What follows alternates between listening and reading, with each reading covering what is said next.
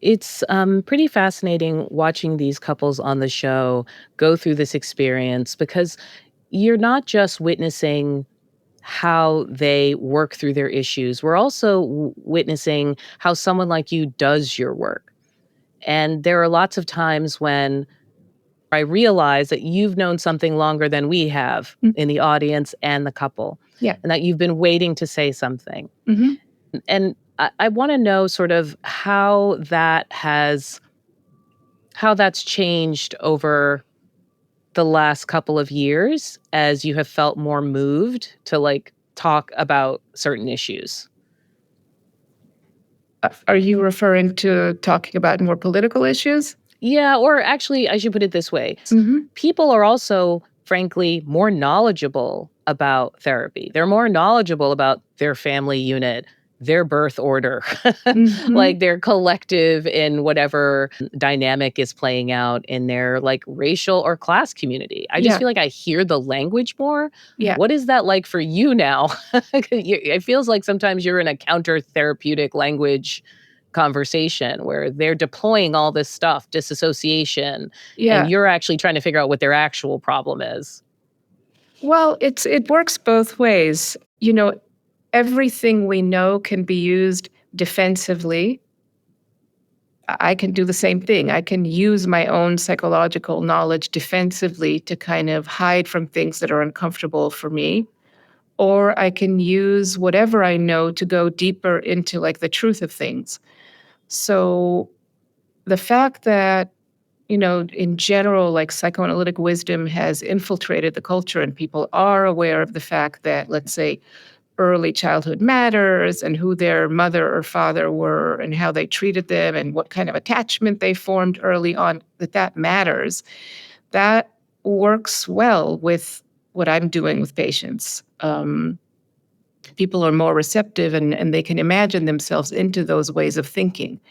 On the other hand, as you're implying, people can use that kind of language very defensively and they can use it superficially without kind of allowing themselves to really go into the depth of what that means, which takes time and takes openness and vulnerability. And it takes kind of a not knowing to kind of get to know what you've been hiding from yourself. So it works in both directions. I mean, I've actually written quite a lot about the fact that I think the cultural shift into being more aware of like systemic biases has been incredibly helpful in my mind for both for couples and for families in general and for my therapeutic work with people. I don't have to start from scratch with people kind of explaining, you know, what systemic bias is. People know what it is, which is great. As we all know, there's a big clash or fight in culture now about how much to accept that and how much to fight against that kind of knowledge, but it's there in the culture. I was gonna say you're probably one of the first people I've heard in a while to speak about it positively, like, there's so much of the especially political culture now that is the result of the backlash Yeah, to that conversation, yeah, and it's something that even has been divisive for families, absolutely. right? You've had Yeah. people saying, like, "Look, I can't you can't be a part of my life anymore," people who are estranged. We wanted to talk to you because are you seeing anything like this with couples, Mhm. in romantic relationships? Um, and how does it surface? Um, yeah, I'm seeing a lot of it. I mean, I have to tell you that there's probably no couple, no individual patient that I know that is not really preoccupied with these questions nowadays of like a major fight, a major cultural fight now, both here in the United States, but beyond the United States, between, in a way, two ethics or methods of living, right? There's like a serious cultural moment here between, let's say, a more liberal, progressive ethic of becoming aware of these systemic differences, taking care of the vulnerable, considering like our government, the role of the government is to protect the most vulnerable, versus this ethic of I don't know, to be cynical, survival of the richest, or let's let's pull back from all of this like progressive rhetoric and try to hold on to some kind of old school values that really support a very particular portion of the population, and in extreme cases disappears the other. And this is not only happening here, it's happening in Israel, Palestine, it's happening in other places in the world, it's happening around migration. I mean, this is like a major But how does clash. it surface at the kitchen table? I mean, one of the things that's remarkable when you're watching a couple that is in therapy, you almost always find it is the fight about washing the dishes, the fight about walking the dog. They're always about something else. Yeah, how are you actually seeing it on It's the couch? I totally see it on the couch in the sense that these are ethics that guide how people relate to each other. So if you take this like big story ethical question of, is the government slash the family, the father, the caretaker, is their job to protect the vulnerable, or is their job to push people to um, move as fast forward in the race? That will influence literally how people talk at the kitchen table. Meaning, if someone is bringing vulnerability to the other, is that something to attend to with an open heart and try to see where the commonalities are, where a person needs support, or is that something to fight about with as much force as possible? If someone hurts you, do you listen for where that comes from, like what happened, or do you retaliate? These big cultural questions that we're negotiating among, between like Dems and Republicans, or between Israelis and like pro-Palestinians or Zionists. I mean, they really translate into, how do we relate one person to another?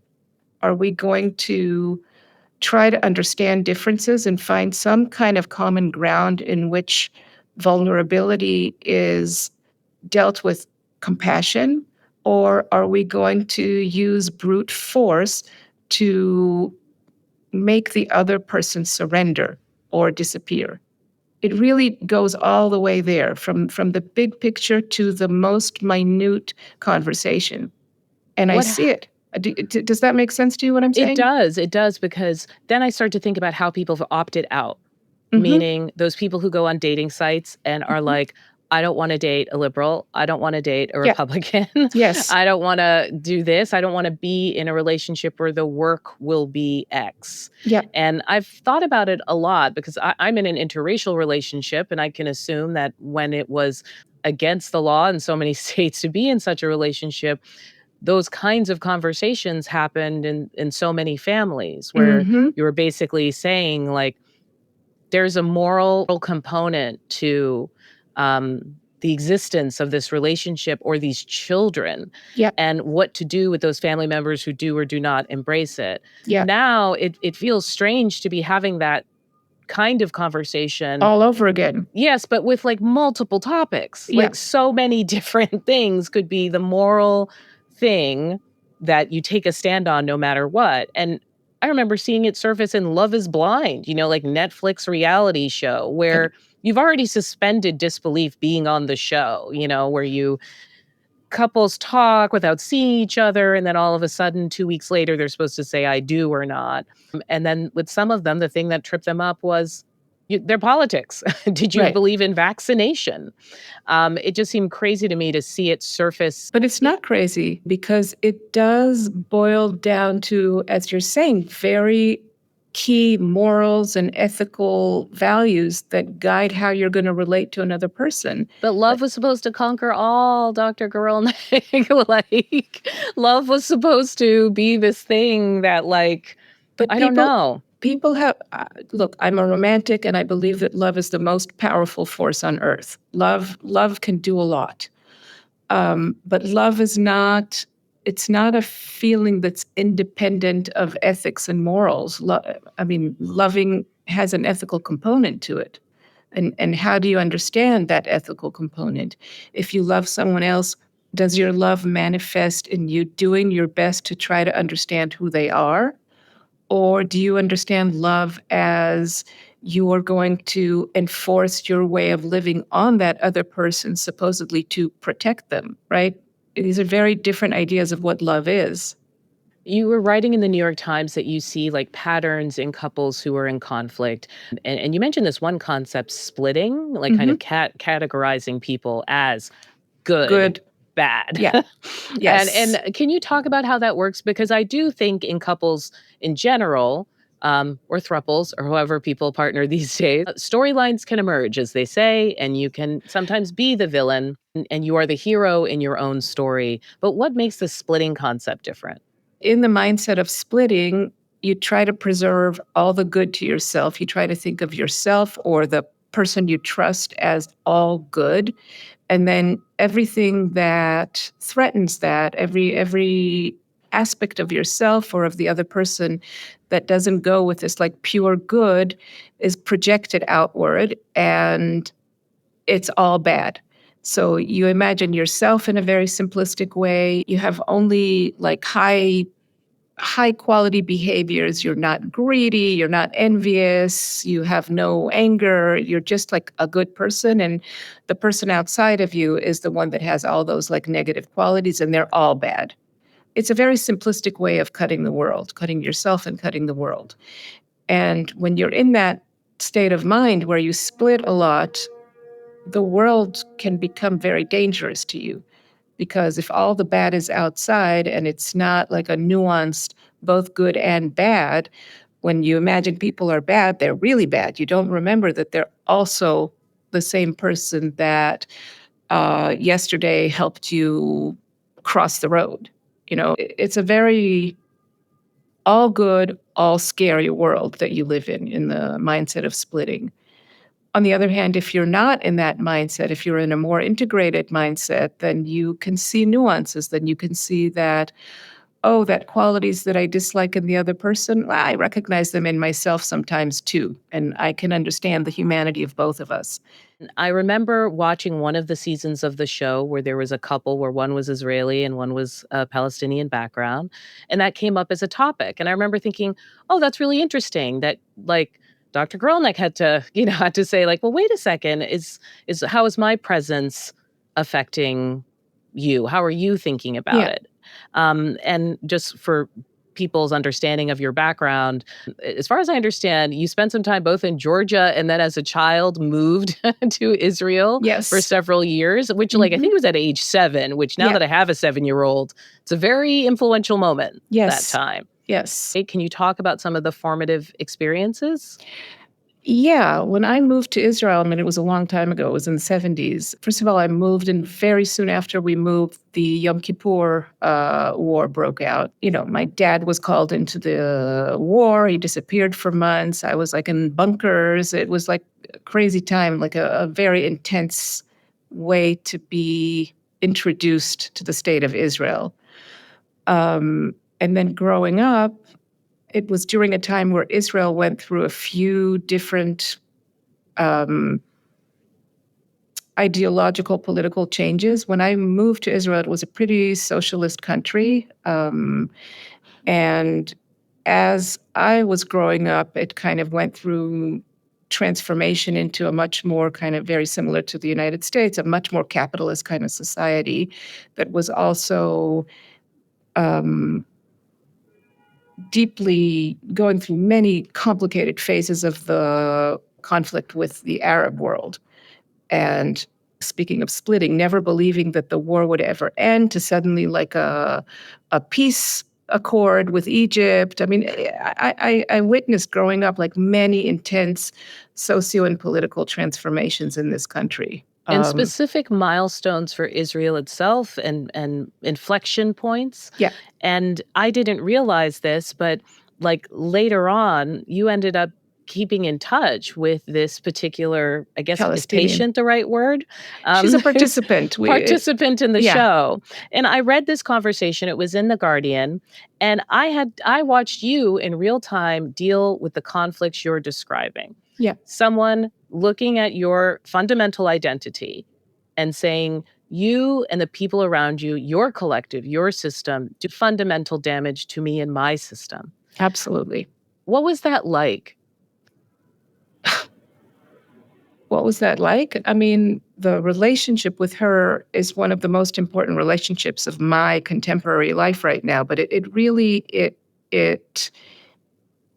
it's not just Christine. It's about the basic question. I'm a couples therapist. I'm a citizen. I'm a mother. I mean, these are basic questions about what do I believe ethical relationships between human beings should be. Do I believe in overpowering another person? Do I believe in overpowering another people? Do I believe in occupation? Or do I believe in the ability to find some kind of mutual dignity, humanity, and resolving these kind of domination relationships? And you can imagine that I believe in the latter, but it's challenged. It's challenged when sometimes it gets to the point where you're like, wait a minute, is it me or you, or is there a way for both of us to exist? River to sea. Is it just the Palestinians? Is it just the Jews? Or is there a way to coexist? What did you learn from going through that experience and still going through that experience? And I mean that in a very literal way. What did you learn about trying to suppress those or trying to hold at bay those feelings that can overtake a conversation? What did you learn about even the idea of changing a mind? Yeah, I pretty much it's cable news. I feel like I sit through discussions all day where people claim in a way they're trying to change each other's minds, but they clearly conduct the conversation in a way where you never would if you were I actually know. trying to do that. I know. So for you, like you must have had an internal moment of like, maybe I'm not so good at this, or actually this is harder than I thought, even for my patients. Yeah, many moments like that. Um, there's one thing which is that I learned at various points in the conversation where I'm getting stuck, where, for example, Christine is saying something that I suddenly feel like I can't work with because I'm coming up against a certain kind of limit in myself. And that It, happens in every kind of discussion. Are you talking yes, about abortion? It's fetal personhood. Are you talking about right. microaggressions? We're talking about racism. Like there are these points that they feel like immovable objects, Yes, but totally you feel. can't dislodge them by like holding hands for a while, kind of like in couples therapy, and they tell you like Yeah, you need to have a peck on the cheek, each yeah. day. Like you can't actually do that in those situations. But at least for me, the commitment is when I'm meeting those kind of hard moments where you can't dislodge something, I do have a certain kind of commitment in myself to spend some time there and see what I can do with myself. You're talking about the feeling.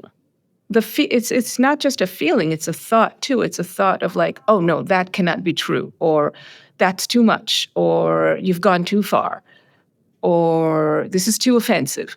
It's a feeling, but it's also a thought. There's a whole kind of complex that goes along there that means like no more. We can't talk anymore. This is where we reach the limit of our understanding. This is exactly where you need to sit and breathe and both listen to yourself with compassion, but also know that you're getting stuck, and also ask the other person to talk to you again. So I would ask Christine, can you say what you're saying in a different way that doesn't make me feel so attacked, or doesn't Right. like help me go through this process of hardening so that I can understand better and maybe you will understand better. I mean, with Christine and I mean, she's a very special person, despite the fact that she's fiercely political and fiercely protective of her people. She's also a deeply empathic, respectful person. So we could offer that to each other, even Yeah, you in. guys really were the best case scenario of two people trying to have this discussion, which was very hard. Um, but I think it just struck me that, like, yeah, all of a sudden you were on the couch. Yes, And I'm often on the couch. I mean, when I work with patients, I'm often in a certain, I mean, I may not talk about it, but I'm often on the couch with my patients, meaning I meet certain moments in myself in which I have a hard time empathizing or a hard time understanding, or I don't agree with something, and I have to walk myself through a process. You will have what people are describing as a kind of romance recession. You have a generation of people who are less likely to be in a long-term relationship, less Mhm, likely to seek one. mhm, Um, and then if I, think about their slang, my favorite is catching feelings, right. which is to move from your beneficial sexual arrangement, in the threat of you having emotions during that. Right. It always drives me crazy because catching sounds like you caught a disease. Like you catch an STI, you don't catch I know. feelings. But I I think know. it says something about this generation and where they are. Yeah. Do you think we're in a romance recession? Or what are the ways you might see what this generation is going through that feels different? Oh, yeah. There's definitely a big seismic change in the younger generation. Um, it's not just a romance recession, they're also having less sex. Um, they are less rushing to get involved with each other. They're more kind of wary. Mhm. But the recession part, I think there's a real thing going on, and I think it has to do with a bunch of things. Both, you know, people's lives are this is true for us too, but it's true for younger people that they're profoundly mediated by technology nowadays, right? Like they have much less direct access to each other, and they're much more living through social media, YouTube. There's a way in which experience is less immediate. It's more mediated and more insular in Mhm. that way. So that's one factor. Also, the fact that people are living in very different realities because of technology. The last decade has been so fragmented in terms of society and like what can you trust, like whether you can trust the reality. We're not sharing the same reality, whether you can trust the government that it's going to protect you, whether there's a way in which people have become a lot more fearful and suspicious, and that, of course, affects their willingness to love and their willingness to be vulnerable and open themselves up to each other. So all of this creates a very different environment, let's say, than the environment I grew up in when I was like younger and starting to like get involved in romance. It's a complicated time for people. And I think people are wary. Are they right to be? This is going back to the beginning of our conversation. How can you separate your romantic relationships from the political context you're living in? If you're living in a political context in which you can't trust that your government is there to protect you, it's like living in a family in which the parents are not worrying about the well being of their kids. You grow to be paranoid and self protective. It's harder to extend vulnerability and care and love to each other. So are they right to be? Yes. It's tricky out there. I have to admit, this is the part of the interview where I'm supposed to be like, "So what should we do now to change and improve this situation?" But really, I feel like I need to write a letter to all those, like, feminist websites that were like, "You were right. The hetero ladies are Agree. upset for a reason." I don't wanna Agree. do that. I don't wanna do that. But what I do wanna figure out is you've learned a lot in the last couple of years. I've learned a lot doing this job. I don't know how to talk to people who come up to me and say, "How can we be talking to each other differently?" They ask me in a political Yeah. context, but there are people who ask you that in a relational, in a romantic Yeah. context. Now that our worlds have collided, I think it has to do, it's kind of a two-part thing. Like one, don't be so certain about your reality. Your reality is created by and mediated by a very particular kind of environment that we're living in, technologically, news wise. We're all really in the grip of very manipulative systems that are making us see only a slice of the world, all of us. Mhm. So be a little bit less convinced of your reality. Step one, like hold your reality lightly and open yourself up to listen with a lot of care and empathy to the person that you're disagreeing with. If you're having a hard time understanding someone else, try to ask them what matters to you? What in this matters to you? What are you afraid of? What do you care about? I mean, I have really quite profound conversations with people that I fiercely disagree with, sometimes people who really threaten my existence.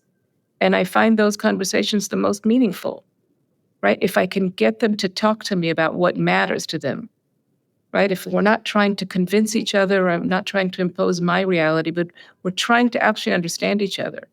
And not convincing. I just Yeah, wanna underscore that for a minute because I do think that's important to say yeah, that by the end of this conversation, I wanna understand you more than yeah, I want you to change my mind. yes, And that's very hard for people to say once they get up in their feelings, so to speak. yeah, right, right, right. Well, Dr. Krolnick, thanks so much for, answering my questions and for taking the time to speak with us.